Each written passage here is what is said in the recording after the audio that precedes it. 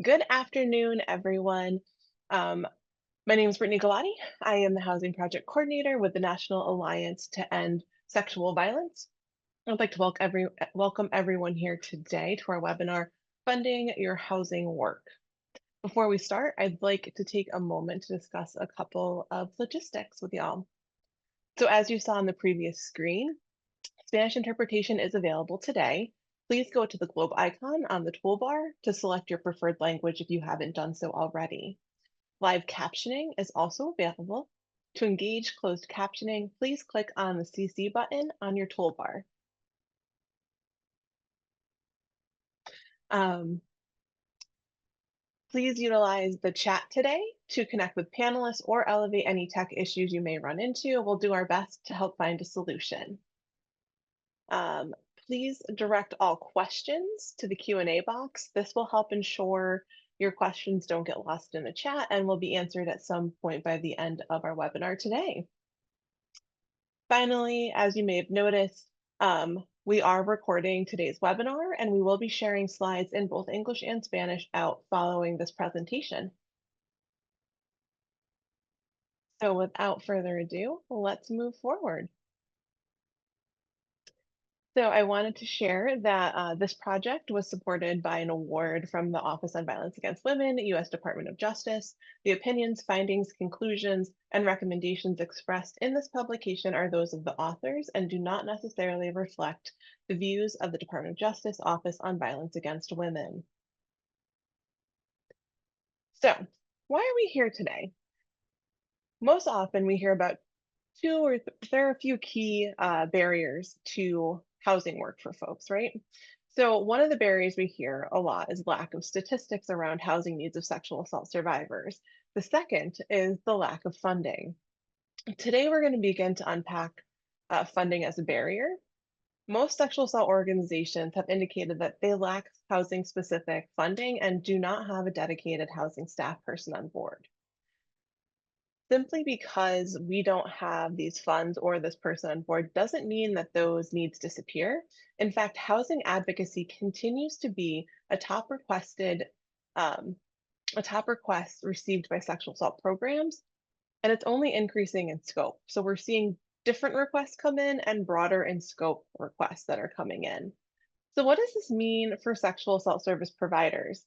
Typically, it leads advocates to a choice, right? Take on the request in-house without funding, and this means additional challenges, kind of learning the nuances of housing advocacy. And honestly, we know that many advocates have shared they don't receive any, if any at all, materials on housing advocacy during their onboarding process. So we're talking about really kind of a steep mountain to climb.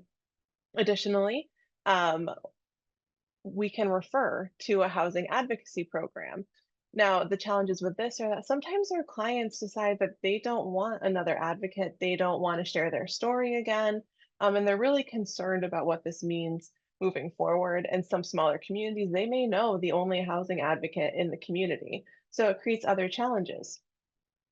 Um, Although survivors of sexual assault have clear housing needs, limited staff capacity due to inadequate and inequitable funding leads to greater gaps in service, which is probably why we're all here today, right? To hear about some different funding sources that we can potentially use or partner with other community organizations to fund housing work. Today, we're going to discuss a variety of these funding opportunities that can be used to support housing work with survivors of sexual assault specifically. This webinar features general information on a variety of funding opportunities from the Office on Violence Against Women, OVW, the Office for Victims of Crime, OVC, the Office of Family Violence Prevention and Services, OFIPS, and the U.S. Department of Housing and Urban Services. This is not an exhaustive list of funding opportunities. Additionally, we want to acknowledge that over time, funding opportunities and priorities may change. So those that are referenced here today, the priority areas that we reference may in fact change over time from one funding cycle to the next. This webinar serves as general guidance to available funding. Additionally, I wanted to share that we will not be answering questions related to specific grant applications, but I'm more than happy to connect with you following this webinar to connect you with the right folks who can help you with that. But first, we're going to see if we can start a poll.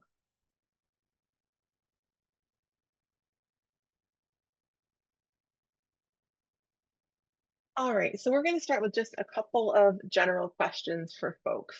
Um, are folks able to access the poll?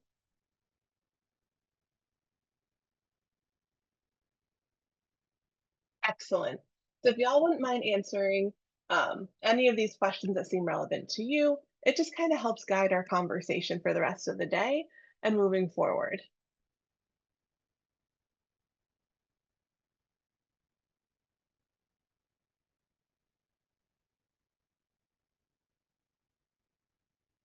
Getting some answers in. So the questions are, does your agency receive housing related requests for services from survivors of sexual assault? Yes, no, occasionally. My apologies, we've gone too far. Um, does your agency receive specific funding to address these housing requests? How does your agency address housing requests? Majority. So do you try to address these housing needs in-house, or is this something that you have a really great relationship with a local housing advocacy organization that you refer out to? And then finally, what is the trending and or most popular housing request that comes in to your program? Like I said before, we're seeing not only an increase in the number of requests, but we're seeing a change in scope.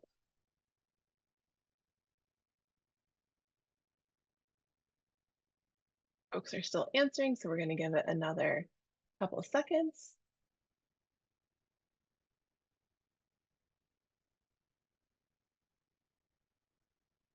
All right. All right, so we're seeing here that 72% of folks here today do receive housing related requests for services from sexual assault survivors. Um, that a majority, 51% that answered, do have access to housing specific funding, and that a number of folks have really great relationships with their housing advocates in the community. So they're referred out, which is wonderful to hear. Okay, so we're going to close out of this poll and we're going to move forward.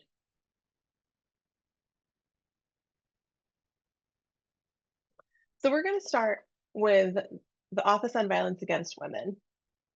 So OVW provides a variety of programs that address sexual assault, domestic violence, stalking, and dating violence. We can't talk about OVW without mentioning key provisions of the Violence Against Women Act, right? VAWA. So VAWA not only enhances criminal justice response to sexual assault, domestic violence, stalking, and dating violence, it encourages collaboration between law enforcement, victim service providers, and prosecution, has provisions to address violence in Indian country and immigrant victims, but it also has funding and support for victims, including legal services, victim services, counseling, transitional housing, and shelter. So for the purposes of today, we're going to be talking about three programs that OVW, three funding opportunities at OVW, the Transitional Housing Assistance Grant, which you may have heard of as the Transitional Housing Program, the Sexual Assault Services Formula Program, SASP, and grants to enhance culturally specific services for victims of domestic violence, dating violence, sexual assault, and stalking, which you may have heard of referred to as the Culturally Specific Services Program, aka CSSP. For the slide, I'm going to pass it to my colleague, Nora. Hey, Brittany. My name is Nora Heaton. Good to be here with all of you. I work with the Resource Sharing Project, which is a collaboration between the Iowa and the North Carolina Coalitions Against Sexual Assault. Kind of a specialty area that I work in is sexual violence and housing and how those intersect. So I wanted to share with you a little bit about the Transitional Housing Program with OVW.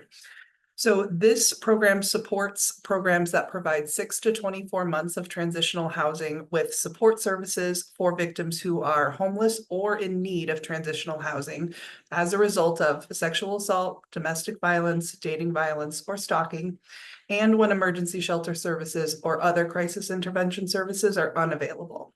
So eligible applicants would include tribal, state, and local governments, organizations with a documented history of effective work concerning domestic violence, dating violence, sexual assault, and stalking.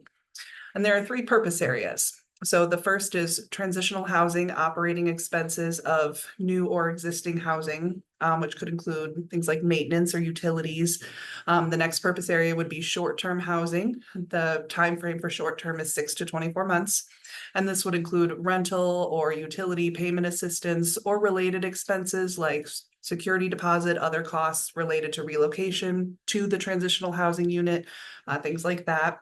And the third purpose area is support services, again, for that 6 to 24-month period. And that's designed to assist victims, whether they're minors or adults, and their dependents in locating permanent housing to secure employment and integrate into the community. And these services are voluntary. So applicants must, for this program, provide both transitional housing, which would be area 1 or 2, the transitional housing operating expenses or the short-term housing, and support services.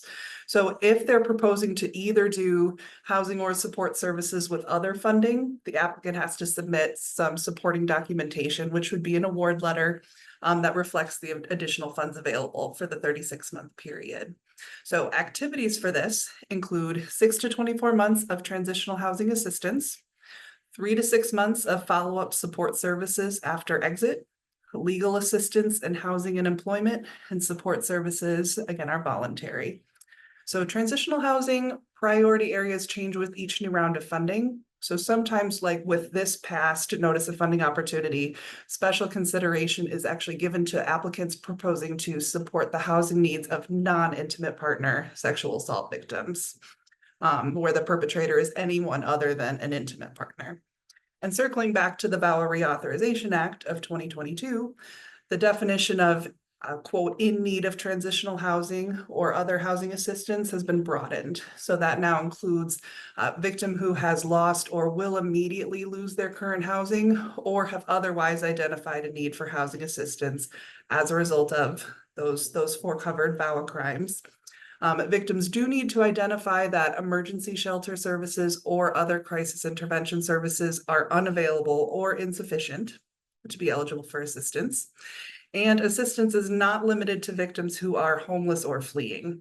So for example, a sexual assault victim whose current housing situation is no longer viable due to circumstances related to an assault they experienced, and for whom there's no sexual assault focused emergency shelter options in the community, is eligible immediately for transitional housing.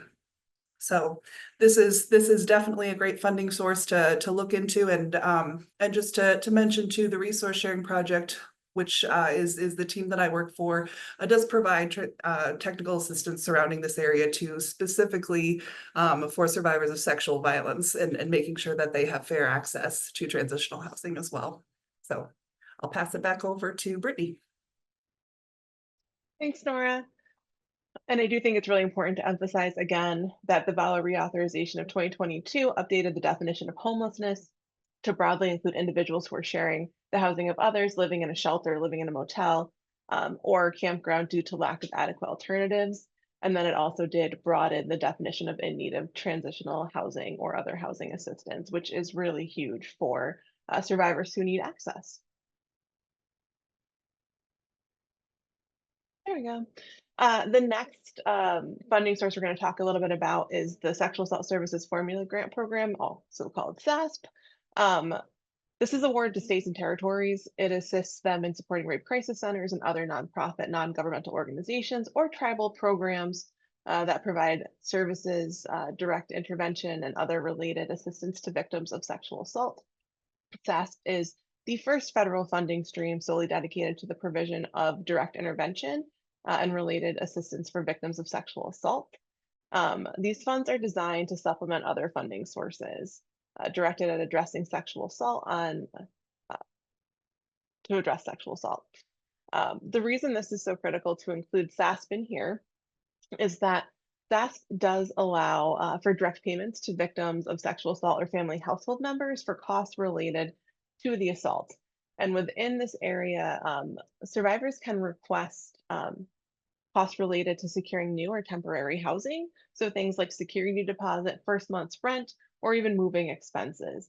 So it's really something to consider when you're talking with either your state coalition, state administrators, whoever it may be, really talking about this as a possibility to assist those who may have housing needs that perhaps don't fall under another funding source or may not be able to access funding for housing under other sources.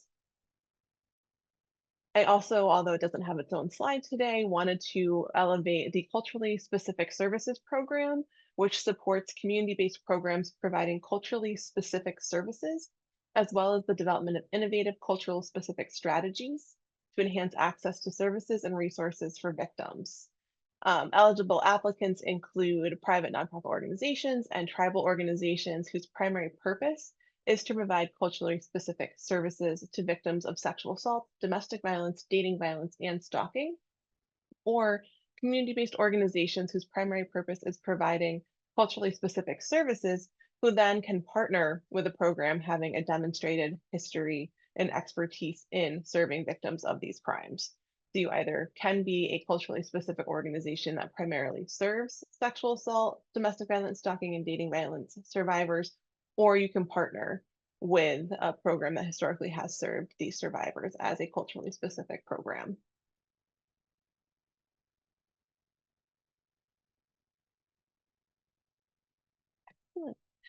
So we'll move on to the next funding source, which is the Office for Victims of Crime. The Office for Victims of Crime administers the VOCA Assistance Grant Program. Everyone, I'm sure a lot of folks here are familiar with VOCA. Each state receives a statutory allocation distributed to local organizations and service providers. These funds can be used to support a wide range of victim services, including counseling, crisis intervention, legal advocacy, and also emergency assistance. Within this emergency assistance realm, one eligible use is emergency housing, and that can also include things like hotel and motel stays. So VOCA can be used and programs do utilize their VOCA funding for this purpose.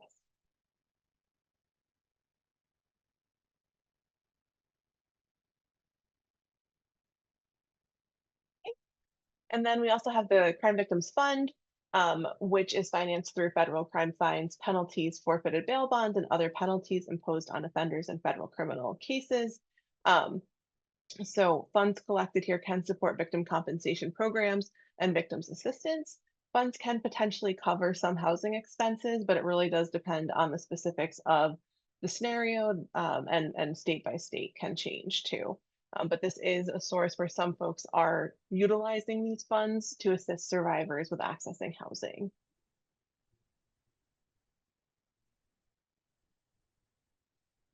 And with that, I'm going to turn this portion of the presentation over to my colleague, Carla. Thank you, Brittany. Hi, everyone. My name is Carla Vierteller, and I work with the National Sexual Violence Resource Center. We are a division of Respect Together. And I wanted to share a little bit about the Office of Family Violence Prevention and Services. They are located within the Department of Health and Human Services, and they do provide some support around housing. Can you go to the next slide? Thank you. So FIPSA, which is the Family Violence and Prevention Services Act, which funds OFIPS, which is the office, provides funding to state and territory to support programs and services that assist victims of domestic violence and their dependents, and establishes the National Domestic Violence Hotline and provides operational funding requiring a portion of funds allocated specifically to programs serving underserved populations such as immigrant victims, tribal communities, and culturally specific services.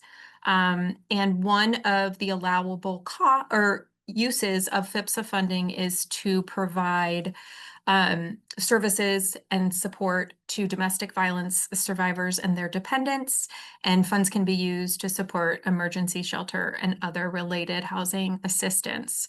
And the reason we included this is, well, this specific funding applies to domestic violence survivors only. It's just important to know, and also might be helpful for those survivors that you're working with who have experienced sexual violence within the context of domestic violence. And then we also wanted to share a little bit more about exciting things that happened within PHPSA in 2021. OFIPS expanded their funding to support sexual assault programs under the ARPA supplement, which was kind of around COVID funding. And that can cover kind of more extensive pieces of work, including moving expenses, creating safe homes, hotel motel vouchers, emergency and immediate shelters, and temporary refuge or lodging to individual units. So this funding has been available since 2021, and it does expire in September of 2025. And I know there is a quick webinar that we did to talk through kind of some usable allowances with this funding to use at your program to spend down, both for sexual assault and domestic violence programs in supporting housing needs of survivors. But always a caveat to check with your PHPSA administrator on allowable costs.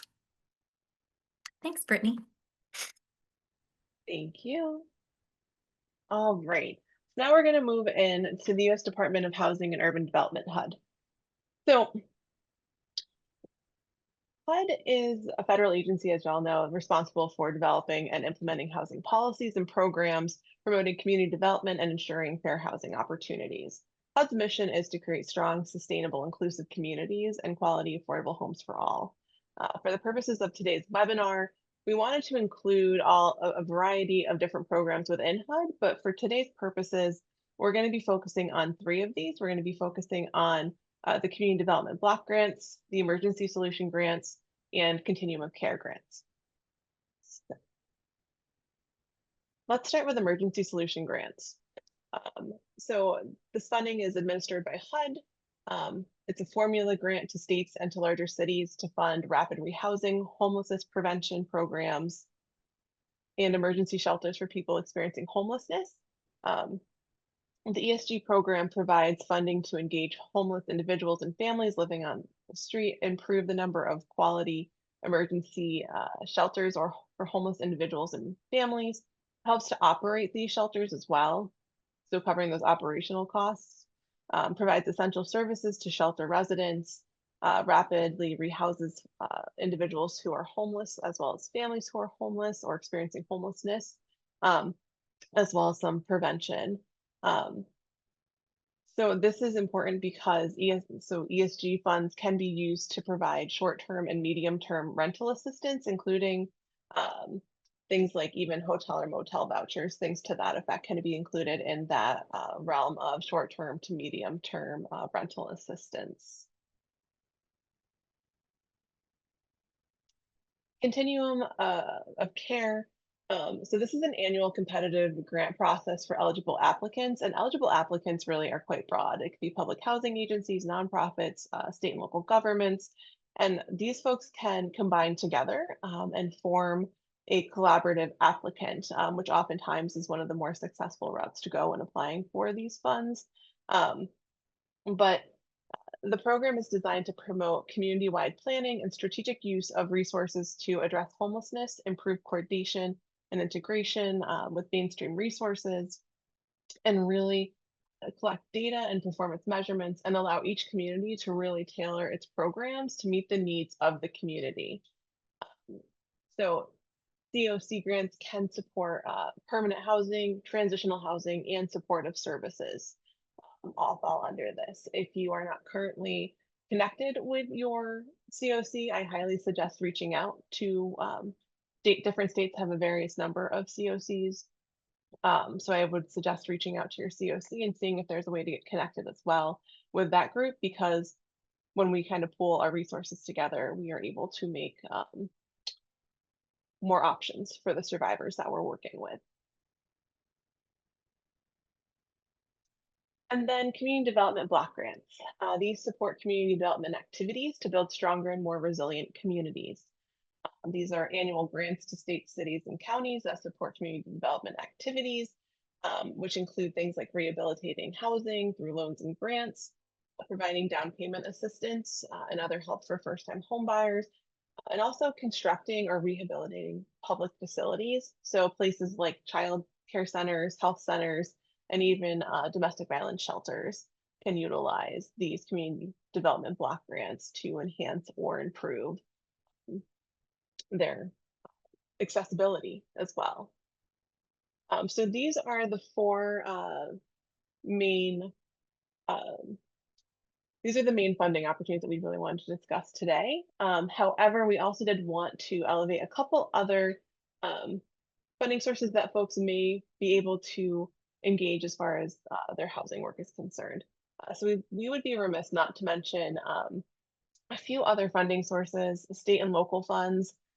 So really state appropriations, some states allocate funds to support sexual assault and domestic violence survivors. Some states have specialized funds or other initiatives. A number of states have flexible funding programs for survivors of domestic violence or sexual assault, depending on how that's defined in the state. Survivors of sexual assault may be eligible for some of those funds. And what I'm hearing from the flexible funding programs that I'm connected with, at least, is a majority of these requests are related to housing and costs that are not covered by other options, as well as state grants. So some states do offer specific grants or other programs to support sexual assault and the work that sexual assault programs do. And then obviously we have philanthropic donors as well that may be a source of funding your housing work that you're doing or that you're trying to do or build in your community.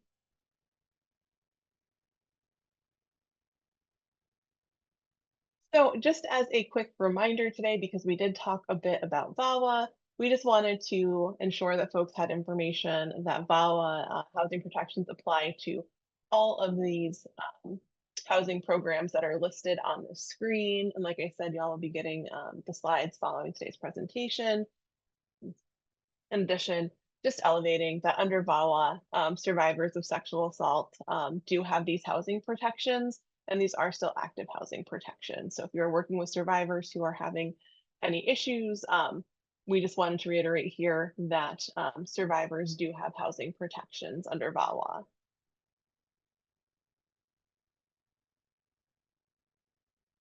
All right, and we said we would keep this to 30 minutes, and we are very close.